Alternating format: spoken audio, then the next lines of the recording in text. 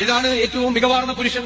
മികവാർന്ന പുരുഷൻ എന്ന് പറയുന്നത് സ്വന്തം ഭാര്യയെ ഏറ്റവും നന്നായി സ്നേഹിക്കുന്നവനാണ് ഏറ്റവും മികവുള്ള പുരുഷൻ. അതാണ് പുരുഷൻ. ഒരു പുരുഷന്റെ മികവ് നിശ്ചയിക്കുന്നത് അവൻ സ്വന്തം ഭാര്യയെ ഏറ്റവും കൂടുതൽ സ്നേഹിക്കുന്നവനായിട്ട് കണക്കാക്കിയിട്ടുള്ളതാണ്. മകളുടെ അനുവാദമില്ലാതെ വിവാഹം അരുത് എന്നാണ് പറഞ്ഞത്. സ്ത്രീധനം വാങ്ങിക്കരുത്, പകരം മഹറാണ് കൊടുക്കേണ്ടത് എന്ന് പറഞ്ഞു. സ്ത്രീധനം വാങ്ങിക്കരുത്. എത്ര നൂറ്റാണ്ടുകൾക്ക് ശേഷമാണ് സ്ത്രീധന നിരോധന നിയമങ്ങളെല്ലാം ലോകത്ത് പല രാജ്യങ്ങളിലുണ്ടായത്.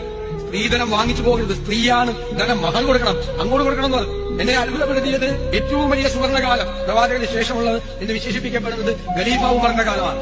ഖലീഫ ഉമറിന്റെ സദസ്സിൽ ഒരിക്കൽ ഈ മഹർ തുക കുറയ്ക്കാനുള്ള ഒരു തീരുമാനമെടുത്തു. അപ്പോൾ ആ രാജസദസ്സിൽ ഒരു വനിതയുണ്ടായി. അത് അത്ഭുതപ്പെടുത്തുന്ന കാര്യം. അന്നത്തെ രാജസദസ്സിൽ ഒരു വനിതയുണ്ടായി. ആ വനിത എഴുന്നേറ്റ് നിന്ന് അതിനെ സ്ത്രീ ചോദ്യം ചെയ്തു. മഹർ കുറയ്ക്കാൻ ഭരണാധികാരത്തിൽ അധികാരമില്ല, അത് പ്രവാചകൻ നിശ്ചയിച്ചിട്ടുള്ളതാണ് മഹർ, അത് കുറയ്ക്കാൻ പാടില്ല എന്ന് പറഞ്ഞു. പലരും ആ സ്ത്രീയെ വിമർശിച്ചു. അപ്പോൾ അതിന് മറുപടി പറഞ്ഞത് ഖലീഫ ഉമറാണ്. ഖലീഫ ഉമർ നീതിമാനായ ഭരണാധികാരിയായിരുന്നു അല്ലേ? നീതിമാനായ ഭരണാധികാരി. ലോകം ഇതുവരെ കണ്ടിട്ടുള്ള ഏറ്റവും നീതിമാനായ മന്മരായ ഭരണാധികാരികളുടെ മുൻപിലുണ്ടായിരുന്ന ആളാണ് ഖലീഫ ഉമർ പറഞ്ഞത്. അവര് പറഞ്ഞതാണ് ശരി, നിങ്ങൾ പറയുന്നതല്ല. നമുക്ക് ഭരണകൂടത്തിന് മഹർ കുറയ്ക്കാനുള്ള അവകാശമില്ല എന്ന് തീർപ്പുണ്ടാക്കി.